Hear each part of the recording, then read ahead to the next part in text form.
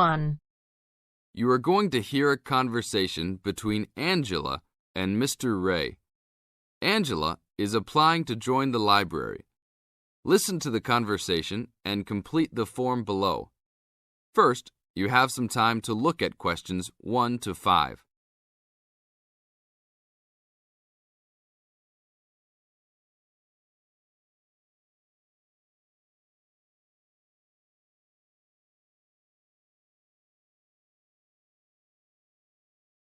Now we shall begin. You should answer the questions as you listen, because you will never hear the recording a second time. Hello, how can I join the library? Well, you need to make an application. Would you like to do it now? Yes, if I can. One moment and I'll get the form. Now, I just need to ask you a few questions before you sign at the bottom. Okay. Your full name, please. Angela Mary Price. Price? Yes, that's right. Okay. And your address? Apartment 3, 86 Bridge Street, Pimlico. Bridge Street. That's just near here, isn't it? Yes, not very far. Good. So the postcode must be 2065, right? Yes, that's right. Now, your telephone number. I need both home and work if you have them. My home number is 8763-5142, and work is 8456-1307. Do you need anything else, like ID or something? Yes, your driver's license will do, if you have one. Right. It's easy to remember. I know it by heart. 4040AC. I'm afraid I'll also need to see it. Okay, here it is. Thanks. And your date of birth, please? 24 March 1981. Okay, thanks. That's the most important part completed. But if you don't mind, I'd also like to ask you a few questions for a survey we're conducting. Yes, that's okay. Now you have some time to read questions 6 to 10.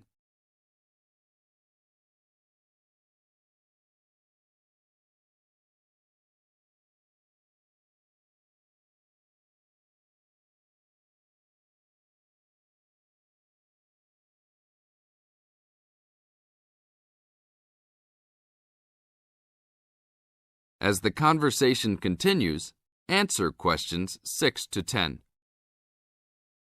What kind of books do you like to read? Here's a list to look at. Oh, it varies from time to time, but I always like to relax and learn about other countries I might visit one day. I don't like anything too heavy or serious, unless it's about animals or the environment. I'm not really into sport very much. Anything else? Well, I do like entertaining at home. You know, dinner parties.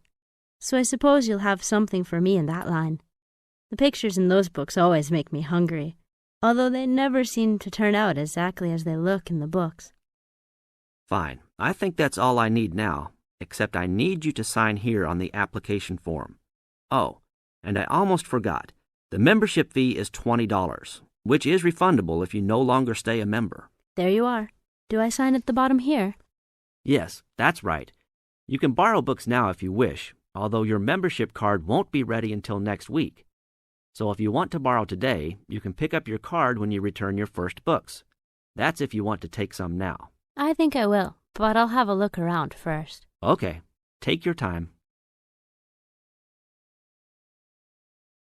That is the end of part 1. You now have half a minute to check your answers.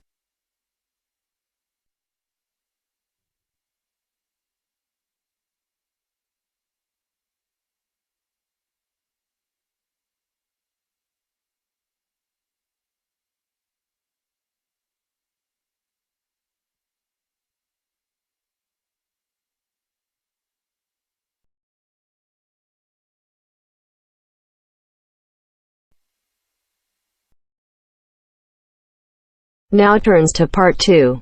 Part 2. You will hear a talk about the history of a poetry award. You have 30 seconds to look at questions 11 to 15.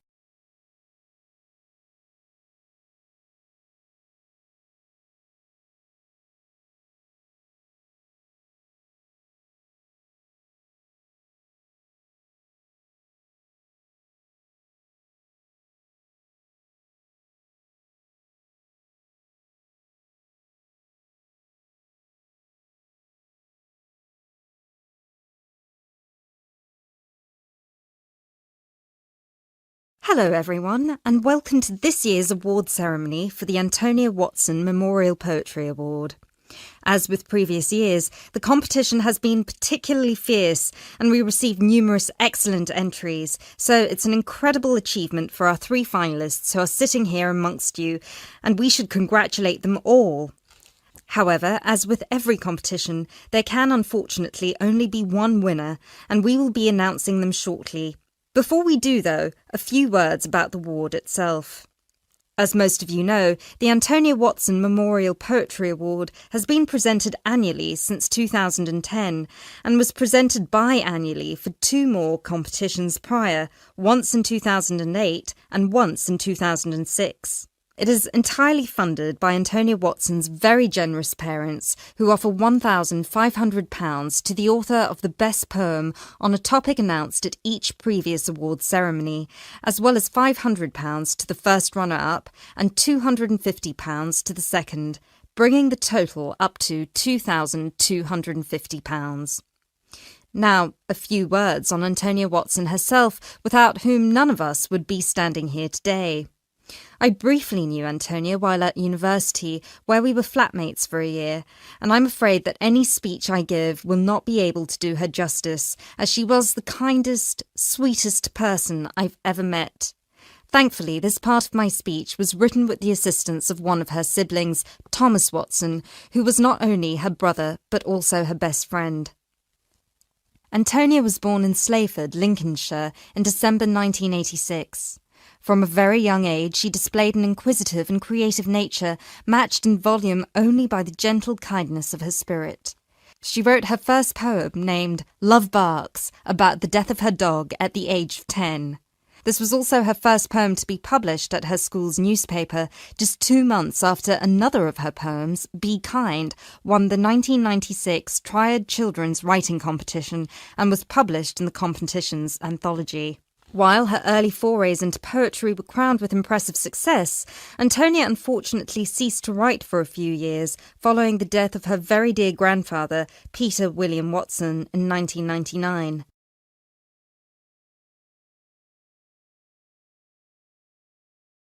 You now have 30 seconds to look at questions 16 to 20.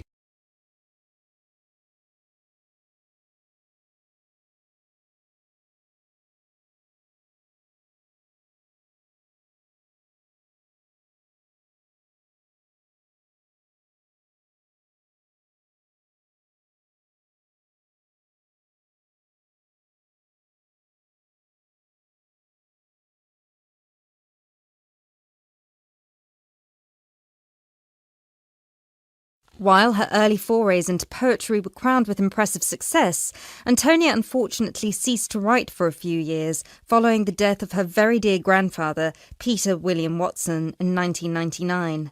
Despite her writer's block, however, her artistic nature didn't lie dormant during the next 4 years. She had an active role in various theatre plays, and she also ventured into painting.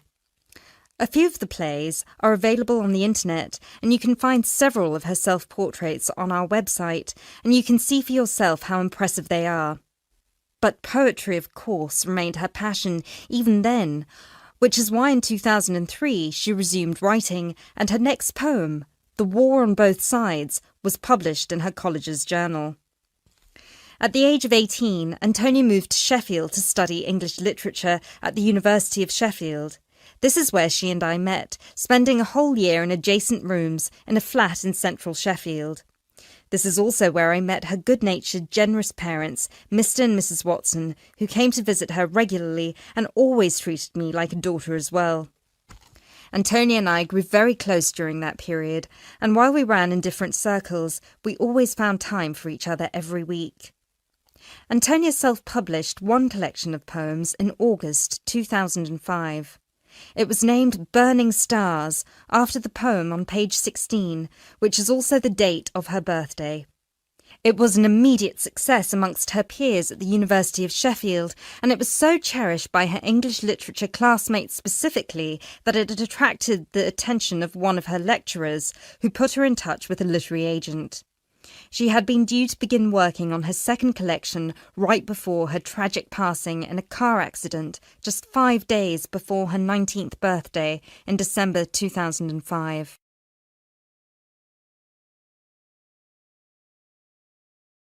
Antonia was always interested in societal shifts and how they affect humanity as well as the environment, and this award was designed to reflect her faith that regardless of what we do, we are all inherently good. With this in mind, all of the topics this competition has dealt with have been about the potential and the positive side of humanity, such as this year's Young Love theme or last year's Inner Power theme. We've had poems about personal strength, about immigration, about gender equality and peaceful protest. And hopefully in 12 months, the poems we'll be awarding will be just as inspiring with the topic of poverty. I know Antonia would be really proud of what her parents and what all of you together have achieved. So, finally, let's get on with the actual award. As I said before, it's been a fierce competition this year, and with more than 5,000 entries, it was quite the task for our 3 judges to cut them down to just 3. But our 3 finalists definitely deserve to be here, and without further ado, I would like to. That is the end of part 2. You now have half a minute to check your answers.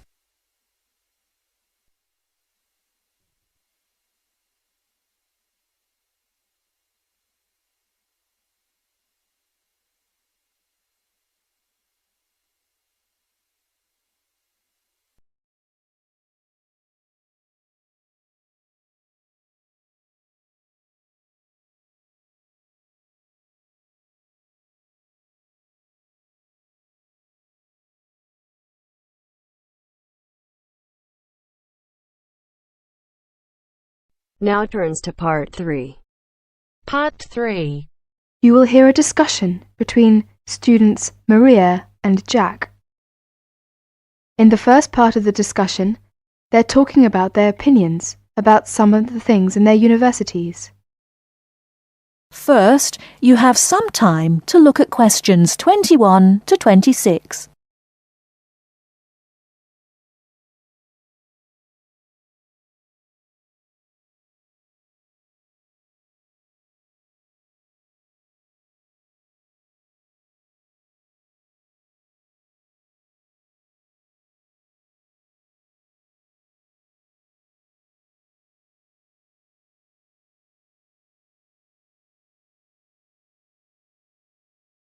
Now listen carefully and answer questions 21 to 26.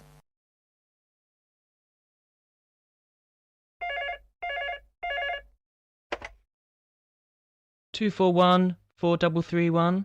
Good afternoon. May I speak to Jack Robert, please? Speaking, please. Hi, Jack. This is Maria. Hello, Maria. How are you getting on there? Fine. I arrived in Nottingham yesterday. I've just settled down, and I live on the campus of Nottingham University. Oh, that's good. Do you like the campus? Yes, it's beautiful. What do you think of yours? Edinburgh University? It's marvellous. It's on a hill and very close to the sea. I like it very much. It sounds beautiful. Jack, what's the weather like there? Oh, it's fine and sunny. It's said that the weather here is very nice in summer, but awful in winter. What's the weather like in Nottingham? Well, it's a bit depressing. It's been raining since yesterday. I can't go out, so I have to stay in my room. What about your room? Is it a nice one? Yes, it's small and elegant. How about yours? Mine is an ordinary one. It's a twin study room. I share it with one of my classmates. He's intelligent and very friendly. We're getting on quite well. How's your roommate? She's very nice, but a little bit quiet. She likes reading and seldom speaks. By the way, do you like the Scottish food there? Oh, I like it. It's very delicious. Oh, really? I don't like the food here. It's disgusting. It has no taste. I have to cook for myself in my room. Well, Maria, as the saying goes, when in Rome, do as the Romans do. Come on, don't be too choosy. Oh, someone's at the door. I have to answer it, Maria. I'll call you this evening. Bye. Bye. Ellen, a student union officer, is conducting a survey about the university facilities. She is asking 2 students about their opinions. Before you hear the rest of the talk, you have some time to look at questions 27 to 30.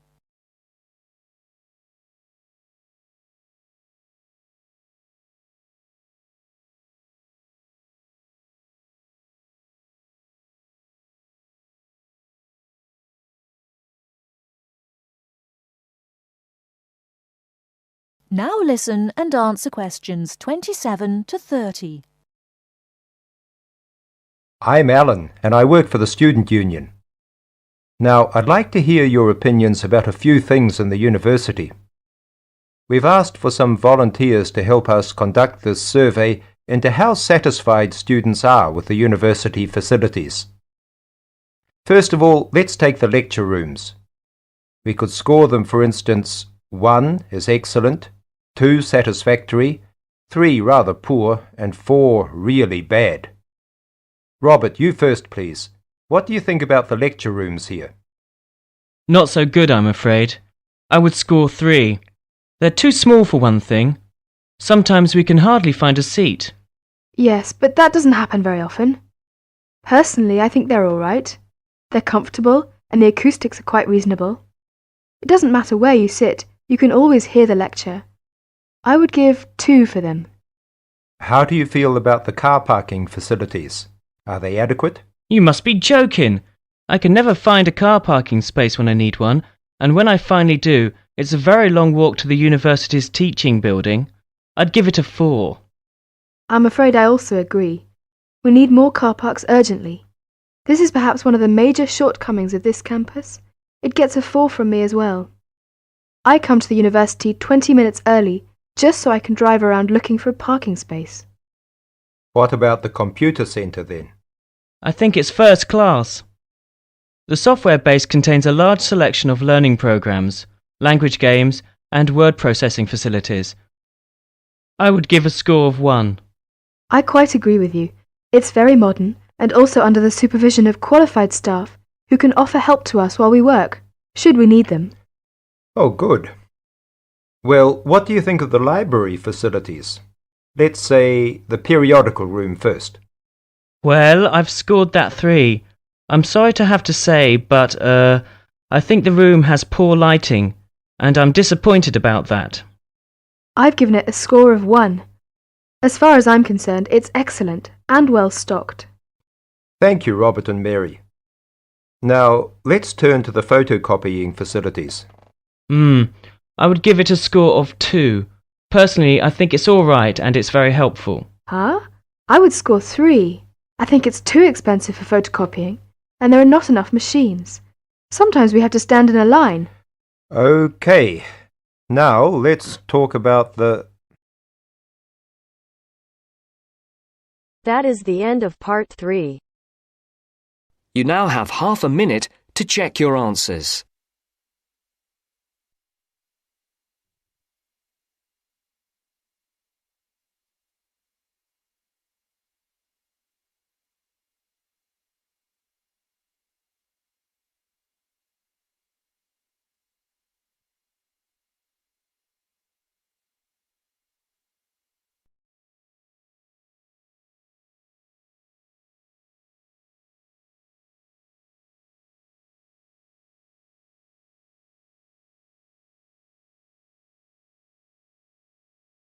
Now turns to part 4. Part 4.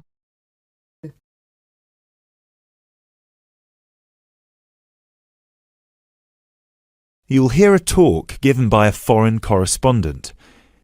First, you have some time to look at questions 31 to 40.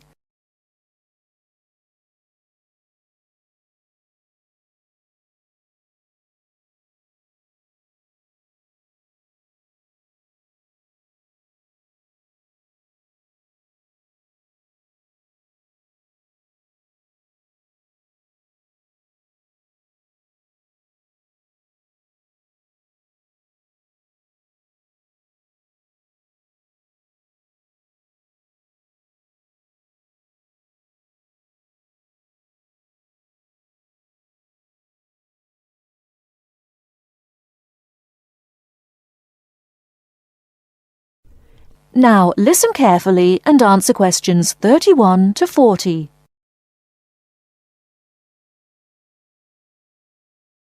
Good evening. As I assume most of you are already aware, I have been asked to come here and talk to you, essentially give you a quick overview of the life of a foreign correspondent, along with a few tips on how to become a successful international reporter yourself, should this be a career choice you elect to pursue. So let me start by this. Don't become a foreign correspondent, at least not due to the romantic notions that come attached to this job, or what you've seen in the movies. Being a foreign correspondent does not mean exotic adventures. It doesn't mean finding yourself at the heart of the action and putting yourself in danger to inform the world. Let me just tell you this.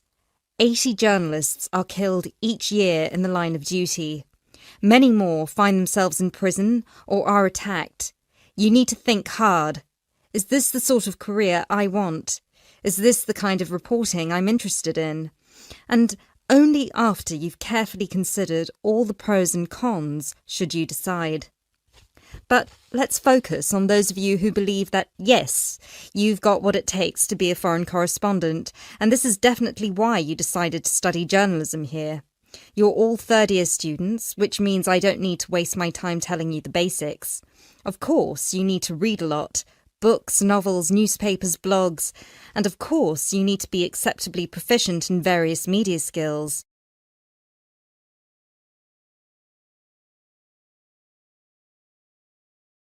But what is it that's going to separate you from normal journalists and reporters? There are 4 things that'll make you different. The first thing is your experience of the world. You can't call yourself an international reporter unless you've been around and seen different places and different cultures. Seize every opportunity to visit other countries, meet people from around the world. It doesn't matter if it's business or leisure, just hop onto a plane and go everywhere. This will expand your horizons and sharpen your mind, something that, as a foreign correspondent, will help you understand better the culture of the country you'll be covering. And speaking of culture, this is a term you need to make sure you fully understand. What's culture?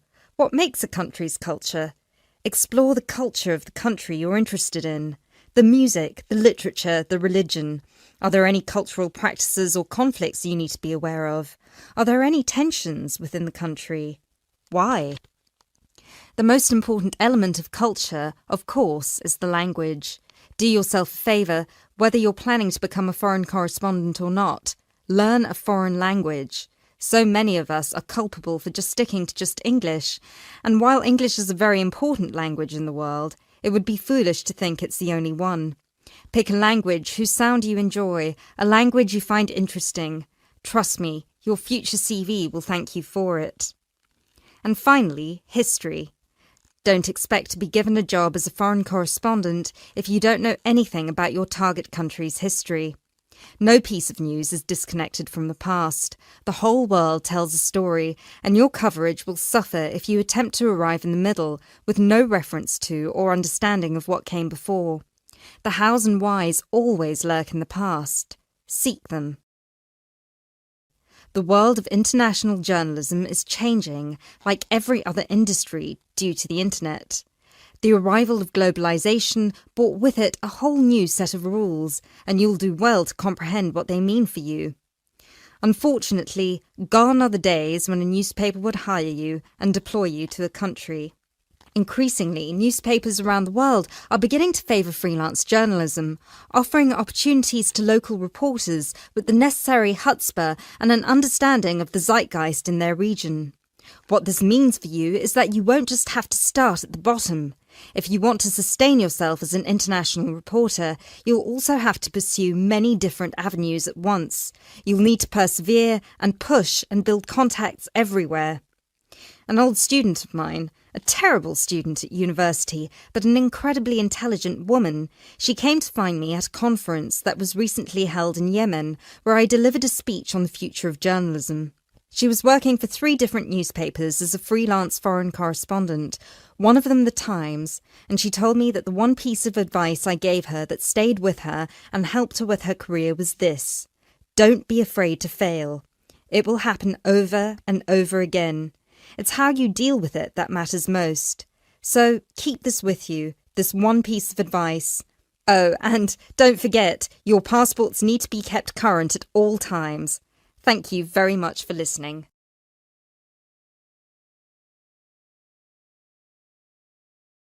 That is the end of part 4. You now have half a minute to check your answers.